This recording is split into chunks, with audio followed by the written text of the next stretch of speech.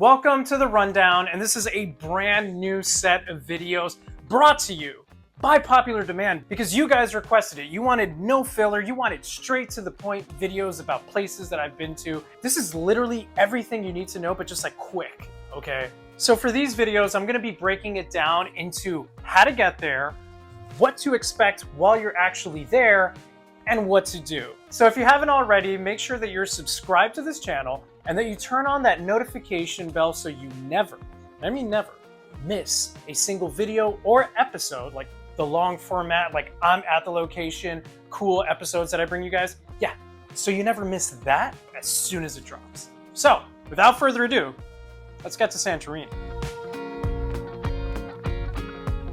First thing you need to know about Santorini is that it is an island in the Cyclades. There are many different island chains in Greece. There's the Dodecanese, where you'll find Rhodes. There's the Ionian, which has like the most amazing beaches that's out towards like Albania, facing Italy. In any case, the Cyclades are the most popular chain of islands in Greece. This is the same chain that has Mykonos and Paros and Antiparos. This is the Greece of like postcards. Every time you see the white domes, the stark like Aegean blue with the white, that right there, that's Cycladic architecture. That is like quintessential Greece. So I guess you could say that Santorini is kind of like in quintessential Greece. The best way to get there technically would kind of be to take a flight if you can. There is an airport in Santorini. It is an international airport.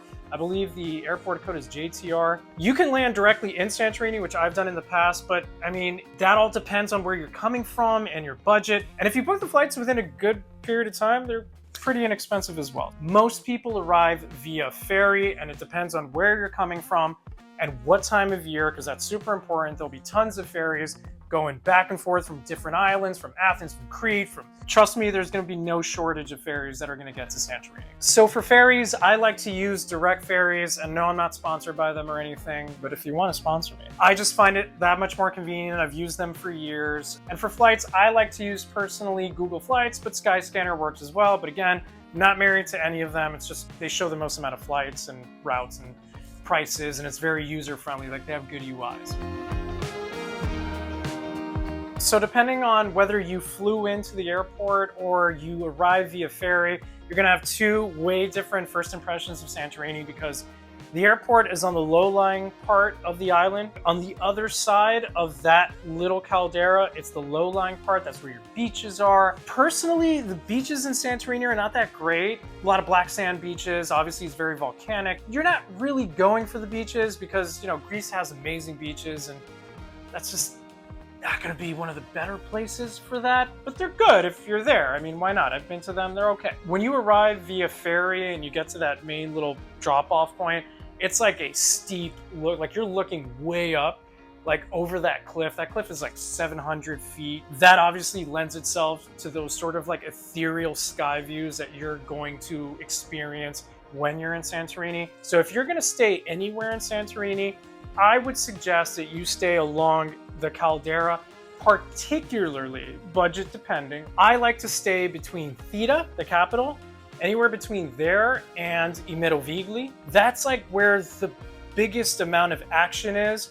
Also, I feel that the views there are the most immaculate because it's pretty much in the center of the caldera, and so you get like a nice panoramic view of the island versus staying somewhere further south in the caldera or somewhere like Ia. Another huge misconception is that you need to stay in Ia or you need to be in Ia to catch the sunset. That's just not true. You can literally catch the sunset anywhere on the caldera because it's all facing the same direction. Wherever you are in the caldera in the summertime, you're gonna see an incredible, just otherworldly sunset. You don't have to be in Ia, and you definitely do not do this. Do not do this. Do me a favor, you and I, like let's have an agreement. Don't go to Ia specifically for the sunset. That's a tourist trap. Tons of people, you're gonna be jam-packed in there. There's no reason to do it. Just, you can see it anywhere, okay? Just find yourself a good cafe, a restaurant, a bar, something like that.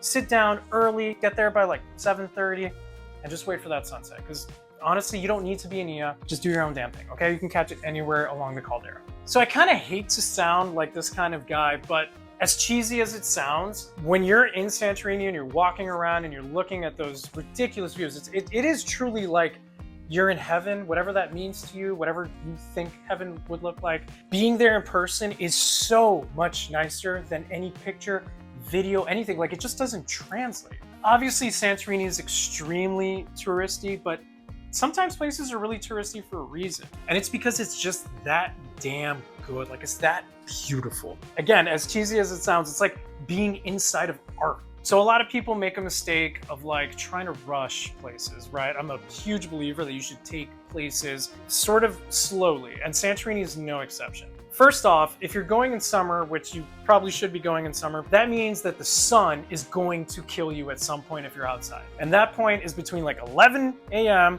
and 3 p.m. That sun is unforgiving. You don't want to be doing something that's like labor intensive or being exposed to the sun for too long during those hours. So what I like to do when I'm in Santorini, of course, this all depends on your budget. I'll just chill, check out the view, be at the pool, have a drink, take it easy, and then after 3 p.m. I can start to get into town or do other things. Maybe between 11 and 3 you want to go to the beach on the other side of the island. You don't want to be caught doing something uncomfortable between 11 and 3. Okay, so everybody is a different traveler, right? I usually travel solo, and for me that means that I kind of want more social interactions, or at least the availability of social interactions later on at night. Ia is very honeymooner, couple oriented. So a lot of the activities, a lot of the stuff that's there, like if you're young, you're not really wanting to go to Ia. You're not wanting to stay there. Because like after 10 p.m., really the only thing to do is have like a really nice drink. You want to be more towards Fira. You want to be like in the center of the action. You want to be where there's some kind of life post 10:30 p.m. One of the coolest things I've ever done in Santorini, and I suggest everyone do it, is rent a quad, which by the way, I rent quads pretty much in all Greek islands unless they're too big, like Rhodes or Crete. Drive to the little villages. One that stands out for me particularly is Megalochori. I went there once for dinner and it was the greatest lamb I've had in Greece. That sort of exploration of little tiny towns, it's the coolest thing ever. Like I can't quantify how many people miss the mark and they just stick to those hot zones. Black sand beaches, they're not the greatest, they're not the most visually stunning, but they're still good. And if you're not staying on the caldera and you want to take a dip, by all means go over there. If you have the budget, I cannot stress this enough, please do yourself a favor, treat yourself, get a hotel with a caldera view, with a nice pool. And I know some of you might be like, this guy is throwing out millionaire type of itineraries, but seriously, if you can shell out it sounds crazy, but I think nowadays like $500 to $800 a night, maybe a little bit less. It's so worth it. I'll drop a few of the hotels that I've stayed in Santorini in the description so you guys can see where I've stayed. And I'm just telling you, there's nothing more satisfying than waking up and seeing that caldera view. One of the great experiences I ever had in Santorini was literally going to sleep outside in my balcony. It was like overlooking the caldera. It was just luxurious, man. I just woke up like, I felt like I woke up in heaven again. So cheesy. I'm sorry, it's so cringe, but it's so true. It's freaking beautiful. And if you can afford that experience, do it. Truly, you're in Santorini not because it's a club island, not because, I don't know, it's the most historically fascinating island. You're there because of those views. You're there because like it feels like you're just in the clouds. So play on that.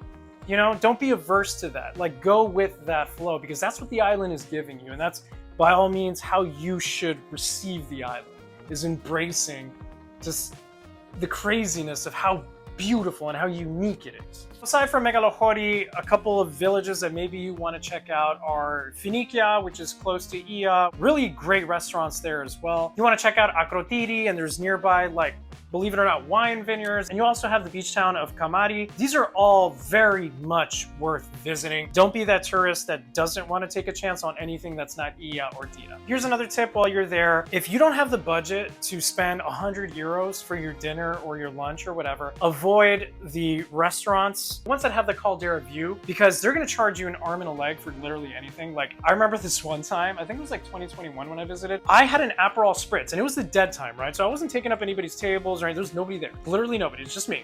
The Aperol Spritz came out to 25 euros just because the restaurant had an amazing view. And I cannot tell you how crazy that is for like the going rate for alcohol in Greece. So don't fall victim to that. If you're really hungry and you want to have a nice meal, either go to one of those towns Megalochori, Finikia, like go inland and get yourself probably a way better meal for way less. Or there's a square right in Fira, like right off the caldera, just a few steps in. And that square's got like gyros, it has like fresh salads, it has like a lot of like fast food, but like good. If you just need to eat, like trust me, I survived off just grabbing gyros. And listen, I can afford to go to these restaurants, but there's a side of me, it's like, dude, I just need to eat right now. It's like 2 p.m. I just want a snack. If you're just hungry, straight to the point, man, get yourself something handheld or go to that little square and yeah, just munch.